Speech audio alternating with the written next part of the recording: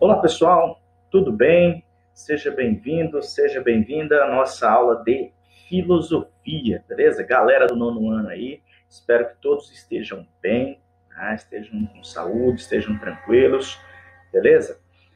Nessa aula, pessoal, como nós, na última aula, tivemos aí a nossa atividade avaliativa, né? Nossa prova, tá? Nessa aula, nós vamos discutir as questões que foram cobradas lá na sua prova, beleza? Tá? Nós vamos discutir questão por questão, porque é um assunto bastante importante, tá? Referente aos conteúdos que nós estudamos lá no capítulo 2 e 3, ok? Por que foi escolhido aí, no caso, né, somente esse assunto, né, que nós vimos no capítulo 2 e no capítulo 3? Porque são os assuntos que nós começamos a discutir a partir das nossas videoaulas para você rever, né, ter a possibilidade de rever aí na sua casa as aulas trabalhadas aqui. Tranquilos? Vamos lá, então. Nós discutimos alguns temas específicos aí da filosofia, né, dentro desse contexto do capítulo 2 e do capítulo 3, que estão relacionados especialmente aí a basicamente três pensadores. Né? No primeiro momento, Friedrich Nietzsche, que nós vimos dentro de um contexto da filosofia mais refletida sobre o existencialismo, e depois nós vimos no capítulo 3 em diante aí o positivismo e materialismo histórico, com o pensamento de Auguste Comte e de Karl Marx, que nós vamos ver algumas questões específicas desses pensadores aí na nossa aula a partir de agora. Tudo bem? Vamos nessa então. Pegue aí sua anotação e acompanhe a nossa aula, ok? Vamos mudar aqui, beleza? Deixa eu diminuir aqui a imagem. Ótimo, maravilha. Vamos lá, então. Nós vamos discutir questão por questão para que a gente possa absorver ainda mais o conteúdo, tá? Estar atento àquilo que, às vezes, na questão, por uma falta de atenção ou outra, um detalhe ou outro, a gente possa ter, por acaso, se equivocado na resposta. Beleza? Mas vamos junto nesse processo de construção do conhecimento. Exercício número 1. A questão número 1 diz assim: analise, ou melhor, assinale a alternativa que apresenta as características do super-homem no pensamento de Friedrich Nietzsche. Esse é um aspecto da ideia de Nietzsche, né, que nós já estudamos, que ele vai promover uma reflexão e até mesmo elaborar críticas em relação à sociedade, em relação ao modo como o sujeito, o indivíduo vive em sociedade. Tranquilos? Vamos lá, então. Características do super-homem, segundo esse pensador aí do primeiro capítulo, tá? Que nós vimos ele. Super-homem seria aquele que despreza a vida e não valoriza os instintos? Muito pelo contrário, porque para Nietzsche a vida é instinto, né? Ou seja, a vida ela tem aspectos de irracionalidade, como nós vimos na nossa revisão para a nossa prova. Então a letra A está errada. Super-homem, segundo Nietzsche, então, seria aquele que possui domínio total sobre as forças da natureza? Ótimo. Será que o super-homem no pensamento de Nietzsche é aquele que tem todo o poder sobre as forças naturais? É errado. Tá? Letra C. Aquele que ama a vida intensamente, buscando um sentido para a sua existência. Aqui está uma das características fundamentais do pensamento de Nietzsche, quando ele vai buscar dar resposta àquilo que ele denomina como ser o super-homem, aquele que se destaca, aquele que, por si, busca sentido para a própria existência e que ama a vida com intensidade. Portanto, resposta para a questão número 1, nós temos aí a letra C. Vamos ver o que está errado nas demais? Vamos lá. A letra D seria aquele que se coloca sempre no lugar do outro, valorizando um comportamento altruísta e solidário. Errado. Nietzsche discorda disso e elabora profundas críticas a isso. Tá? Para Nietzsche, o super-homem não é esse que se coloca no lugar do outro, mesmo porque cada um, segundo ele, tem um modo de viver no mundo, ou seja, cada um tem o seu jeito próprio de ser. E o super-homem é aquele que se destaca, aquele que ama a vida intensamente e que busca respostas para a sua própria existência. Vamos ver o que está errado na letra E. Super-homem seria aquele que luta sempre pela igualdade social, defendendo a ideia de que não há diferença entre as pessoas. Muito pelo contrário. Para Nietzsche, cada um de nós somos diferentes, cada um tem o seu modo próprio de ser. Cada um tem o seu eu. Cada um tem seu modo de encarar a si mesmo, a vida, o mundo e dar sentido para a sua própria existência. E essa ideia de igualdade, segundo ele, é necessário ter muito cuidado, porque acaba sendo hipócrita. Tranquilos? Então, sobrou para nós apenas a letra C como resposta correta para a questão número 1. Vamos para a questão de número 2. Na produção social que os homens realizam, tem um texto aí, nós vamos ler o texto e vamos ver o que está perguntando para a gente no pensamento especialmente relacionado a Marx. Na produção social que os homens realizam, eles entram em determinadas relações indispensáveis e independentes de sua vontade. Tais relações de produção correspondem a um estágio definido de desenvolvimento das suas forças materiais de produção. A totalidade dessas relações constitui a estrutura econômica da sociedade, fundamento real sobre a qual se erguem as superestruturas políticas e jurídicas, e ao qual correspondem determinadas formas de consciência social. Vamos lá. Para o autor do texto, e no caso para Karl Marx, a relação entre economia e política estabelecida no sistema capitalista faz com que, vamos lá, a relação entre economia e política dentro da sociedade capitalista, tá? Faz com que Marx parte do seguinte princípio. Ele entendia que no meio social, o trabalho que o ser humano desenvolve é aquela forma que ele tem de transformar a realidade em seu benefício. Tá? O trabalho teria, então, essa visão um tanto quanto, uma visão boa a respeito do trabalho, como aquela ferramenta ou aquilo que o ser humano usa para transformar a realidade, né, em seu benefício para que todos possam usufruir disso. Já na sociedade capitalista, para Karl Marx, o trabalho virou um sinônimo de exploração. Por quem, professor? Pela classe dominante. Então, tem a classe que detém o poder, que ele vai chamar do burguês, e o proletário, o trabalhador que oferece o trabalho. Tranquilos? Então, vai haver uma relação aí, no caso, onde na sociedade, né, capitalista, o trabalho vai ser algo fundamental para que a sociedade se desenvolva. Mas vamos analisar as alternativas. Relação entre economia e política estabelecida no sistema capitalista faz com que o proletariado seja contemplado pelo processo de mais-valia? Não. Aqui tem um termo mais-valia. Mais-valia é como se dissesse assim, é o lucro do capitalista, né? É o lucro de quem tem o capital. Tá? Proletariado é quem? É aquele que vende a força do trabalho. Aí eu te pergunto, você acha, vamos para a alternativa de trás, no sistema capitalista, aquela pessoa que vende a força do trabalho, ela usufrui do lucro do seu patrão? Não. Então está errado a letra A. Segundo Marx, tá? Nós estamos analisando conforme o texto. Letra B, a relação entre economia e política estabelecida faz com que a burguesia revolucione o processo social de formação da consciência de classe. Ou seja, quem está no poder vai se revoltar, vai fazer uma revolução para que essa consciência de classe, né, todos tenham a mesma participação. É errado. Quem está no poder vai querer manter-se no poder.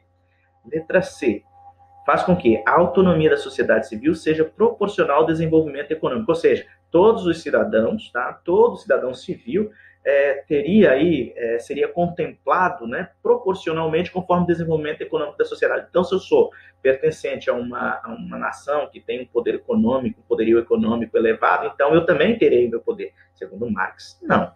Tá? A sociedade capitalista, não. Letra D. A consolidação das forças produtivas seja compatível com o progresso humano. Ou seja, o sujeito trabalha, então ele vai ter progresso porque ele trabalha bastante. Será que é isso que acontece na sociedade capitalista? Tá? Marx vai dizer que não. O que restou para a gente é apenas a alternativa da letra E. Diz assim, essa relação entre economia e política estabelecida no sistema capitalista faz com que o trabalho se constitua como fundamento real da produção material. Ou seja, no capitalismo existe o sujeito, o trabalhador, o proletário, segundo Marx, tá? O proletário oferece a força do trabalho, tá? E quem tem o capital compra essa força do trabalho. Tá? Isso se constitui, no caso, o fundamento da produção material. Beleza? Vamos para a questão de número 3. De acordo com a teoria de Marx, a desigualdade social se explica. Como que é explicada a desigualdade social no pensamento de Karl Marx? Tá? Vamos analisar aqui. Pela distribuição de riqueza de acordo com o esforço de cada um no desempenho do seu trabalho. Ora, então quer dizer que se você for bem esforçado, você vai ter mais riqueza. É isso que acontece, segundo Marx? Errado. Vamos lá. Pelo processo de desenvolvimento humano, onde quem tem mais habilidade naturalmente é merecedor. Ora, para Marx, essa teoria aí de quem tem mais é porque é merecedor está errado. Porque ele tem mais habilidade, ele é melhor do que os outros. Vamos lá. Letra C. A apropriação das condições de trabalho pelos homens mais capazes em contextos históricos marcados pela igualdade de oportunidade. Será? Vamos para a letra D. Pela divisão da sociedade... Opa, começamos a melhorar. Pela divisão da sociedade em classes sociais, decorrente da separação entre proprietários e não proprietários do meio de produção. Quem seriam os proprietários dos meios de produção, segundo Marx? O burguês, aquele que detém o capital. E quem seria, no caso, aquele que fala não proprietários do meio de produção? Seria o proletariado, aquele que seria explorado. Resposta correta, letra B. E a letra E? Pelas diferenças da inteligência e habilidades inatas no indivíduo. Ou seja, a desigualdade social se explica por quê? Porque tem alguns que são mais inteligentes que outros? Será que é isso? Para Marx, não. O que restou para a gente, então, apenas a letra D de dado. Vamos à frente, questão número 4. No século XIX, o filósofo alemão Friedrich Nietzsche vislumbrou o advento do super-homem em reação ao que para ele era a crise cultural da época. Na década de 1930, foi criado nos Estados Unidos o super-homem, um dos conhecidos personagens da história de quadrinhos.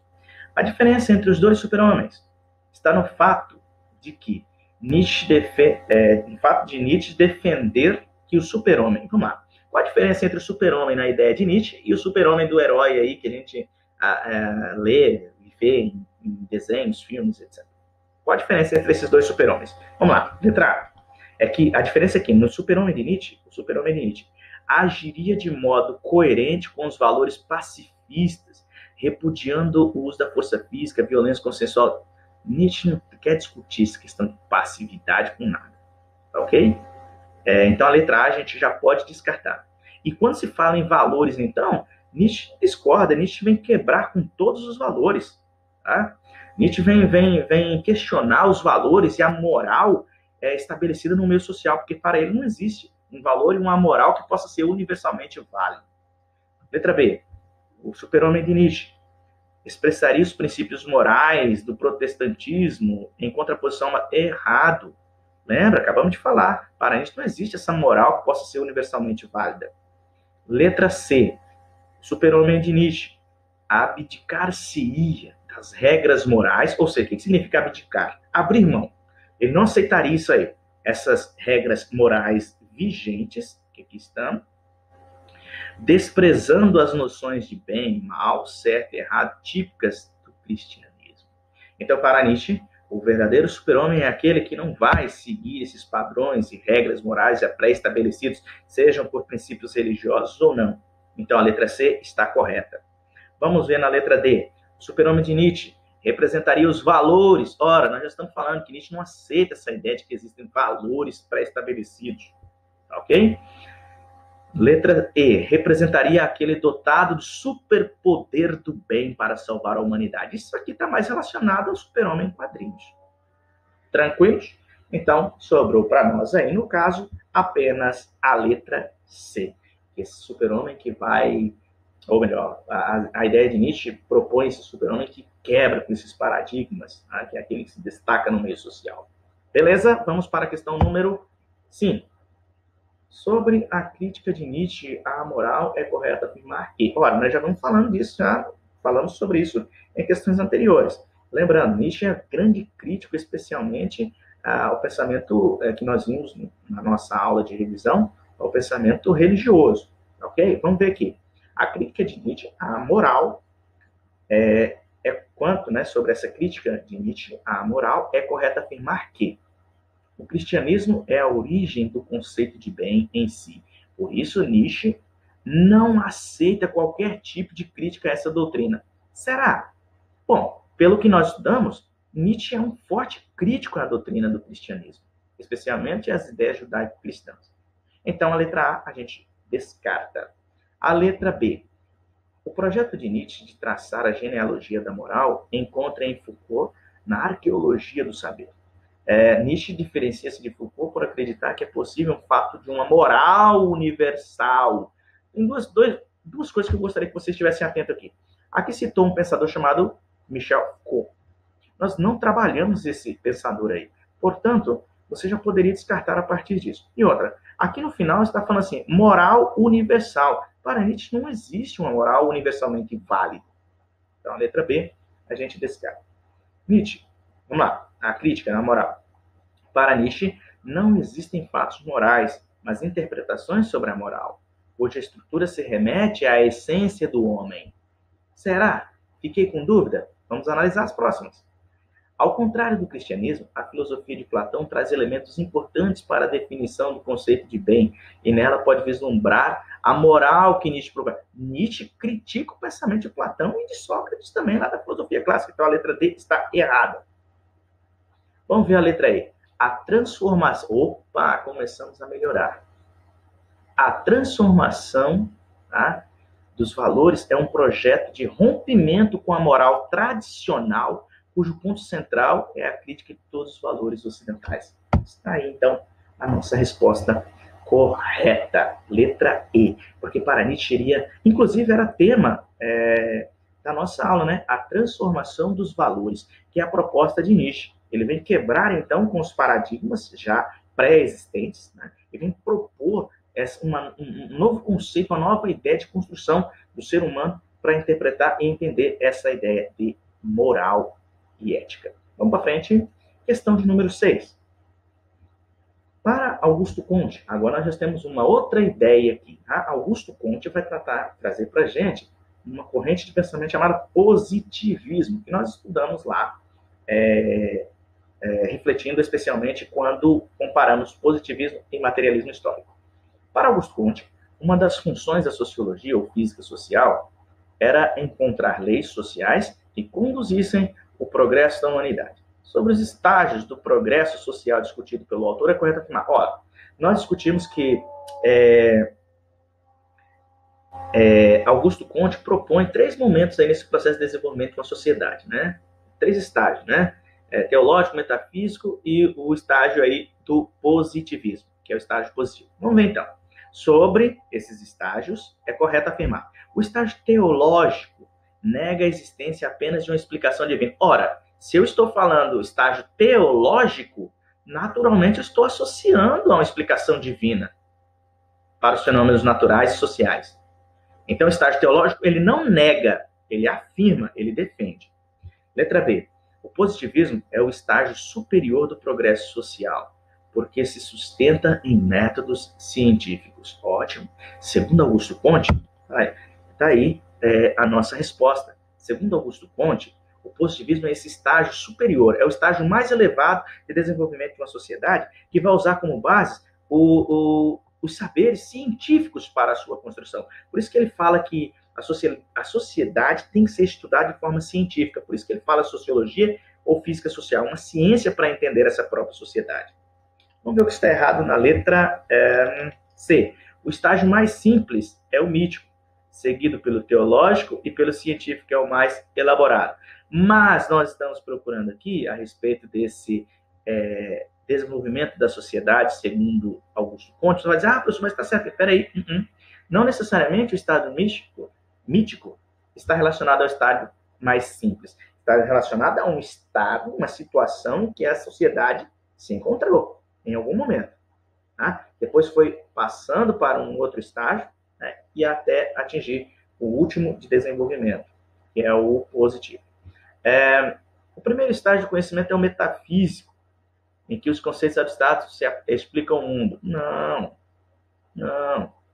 A Europa exemplificava uma sociedade em estado de desenvolvimento teológico. Não. O estágio mais de desenvolvimento, que alcançaria até o capitalismo, segundo Augusto Comte, seria o positivismo. Então, letra B, resposta correta. Vamos para a questão de número 7. Leia com atenção o texto a seguir e assinale a alternativa aí. Os homens fazem sua própria história, mas não a fazem como querem. Não a fazem sob circunstâncias de suas escolhas, e sim sob aquelas com que se defrontam diretamente, legadas e transmitidas pelo passado. Ou seja, se eu falo legado, ou seja, as coisas que ocorrem, né? Os homens, nós vamos construindo a história com base naquilo que já ocorreu também. Tranquilos? Vamos ver o que diz assim. Com base no texto aí, no conteúdo que nós estudamos, assinale a afirmativa correta. Estamos aqui abordando as ideias de Marx. A história é feita pelos homens dentro de um condicionamento herdado do passado? Será? Estou com dúvida. Vamos para a letra B. A história não é feita pelo passado, e sim pelas circunstâncias das escolhas. Mas lá no texto faz o contrário, né? Os homens fazem sua própria história, mas não como querem. Não a fazem sob circunstâncias de escolha. Então a gente já descarta. Vamos ver. A história é guiada e orientada por uma entidade sobrenatural errada. Ok? Errada, porque essa ideia de sobrenatural não faz parte desse contexto filosófico. A história é constituída pelos homens porque ela é predefinida pelo destino, ou seja, a gente constrói a história, mas ela já está programada pelo destino, segundo Marx? Não. A história permite perceber que a realidade depende unicamente das escolhas dos homens? Ora, lá no texto não é isso que diz. O que restou para nós, então? A letra A. Beleza? A história é feita dentro dos condicionamentos aí, herdados do nosso passado. Ok? Por quê? Porque aqui estão no texto. Os homens fazem sua própria história e não a fazem como querem. Não a fazem sob circunstâncias de sua escolha, e sim sob aquelas legadas, lembra? Que deixadas, se eu falo legado, é aquilo que foi deixado e transmitido pelo passado. Letra A, está a alternativa correta. Vamos para a questão número 8. A filosofia da história, o primeiro tema da filosofia de Augusto Comte, foi sistematizada pelo próprio Comte na célebre Lei dos Três Estágios. Lembra? Nós falamos dos três estágios? E tinha o objetivo de mostrar por que o pensamento positivista deve imperar entre os homens. Vamos lá. Por que o pensamento positivista deve ser imperativo, estar presente aí no nosso dia a dia? Sobre a lei dos três estados, né, que nós já estudamos, é correto afirmar que, vamos lá, Augusto Comte demonstra com essa lei que todas as ciências e o espírito humano desenvolvem-se na seguinte ordem, em três fases distintas ao longo da história. A positiva, a ordem que ele diz aí, positiva, teológica e metafísica. Não é essa ordem. Tranquilos? Então, descarta. Letra B. O estado positivista apresenta-se na lei dos três estados, como o momento em que a observação prevalece, ou seja, a observação é a ciência, prevalece sobre a imaginação e a argumentação, na busca de leis imutáveis nos fenômenos observados. Opa, vamos lá, deixemos essa aí de lado. Vamos deixar aqui como possibilidade de resposta. Letra C. Para Augusto Comte, o estágio metafísico não tem contato com o estágio teológico, pois somente o estado metafísico procura soluções absolutas e universais. Não é esse para Augusto Comte. O estado positivista que busca respostas, né, universais aí, absolutas. Letra D. Na lei dos três estados, a argumentação desempenha um papel de primeiro plano no estágio teológico. A argumentação do pensamento teológico? Será? O estado teológico, na sua visão, corresponde a uma etapa posterior ao positivo. Ou seja, depois do positivo é que vem o teológico. Está errado no pensamento de Augusto Comte. O estado teológico, segundo está formulada na lei dos três estados, não tem poder de tornar a sociedade mais coesa e nenhum papel na fundamentação de uma vida social. Restou para a gente apenas a letra B. O estado positivista apresenta-se na lei dos três estados. Beleza? Tudo bem até aí? Vamos para frente. Questão número 9. No contexto marxista, a diferença de condições materiais está associada ao acesso aos meios de produção. Isto é, ao acesso aos diferentes meios que existem em uma sociedade para a produção de bens de consumo. Qual seria, então, o principal problema do sistema capitalista segundo Marx? Vamos lá. Marx diz assim, o sistema capitalista, nós vimos lá, o sistema capitalista se baseia especialmente pela exploração, né? O proletariado é explorado, o proletariado é explorado pela classe dominante, ok? Pelo o que detém o poder, tá? Então vamos analisar assim, qual seria então o principal problema desse capital? O acúmulo de capital? Ora, se todo cidadão, todo sujeito pudesse, né, ter acesso a esse capital, seria interessante, mas está errado. A divisão igualitária de bens? Ora, se fosse realmente, se acontecesse no capitalismo divisão igualitária, né, ele seria, na verdade, o sistema chamado lá comunismo ou socialismo dentro das ideias do pensamento de Marx. O materialismo histórico seria, né, o problema? Não, materialismo histórico, segundo Marx, é uma das formas de entender a sociedade. Materialismo dialético, que existe no pensamento marxista? Não. A letra E, a exploração do homem pelo homem? Opa, começamos a melhorar. Beleza? Esse seria um dos principais problemas, principais ideias aí, que levaria à aplicação daquilo que ele critica dentro do capitalismo. Vamos para a última questão, questão número 10, para a gente finalizar a nossa discussão a respeito da prova. Qual é a ideia? Diz assim, qual é a ideia que fundamenta o conceito de materialismo histórico na teoria de Karl Marx? Qual a ideia abaixo aí que representaria, né, o conceito de materialismo histórico aí? Vamos lá.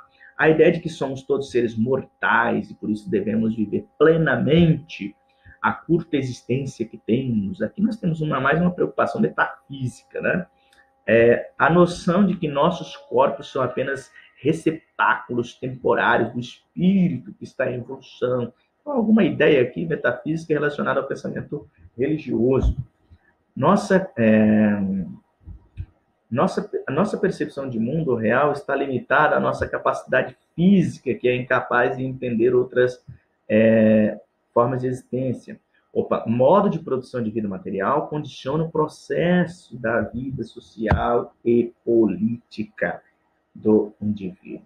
E a letra E, que aparece aí, a ideia de que a nossa realidade material não interfere, mas interfere sim. Então, o que restou para a gente foi a letra D. O modo de produção da vida material condiciona o processo da vida social, política, espiritual, em geral, de cada indivíduo. Tudo bem? Galera, a prova está relativamente tranquila, né? Espero que você tenha conseguido absorver bem esse conteúdo relacionado às ideias de Nietzsche, né? E os pensamentos a respeito do positivismo e materialismo histórico, que nós vimos com Augusto Comte e Karl Marx. Beleza? Encerro por aqui. Um forte abraço, fiquem com Deus, tchau e até a próxima. Valeu!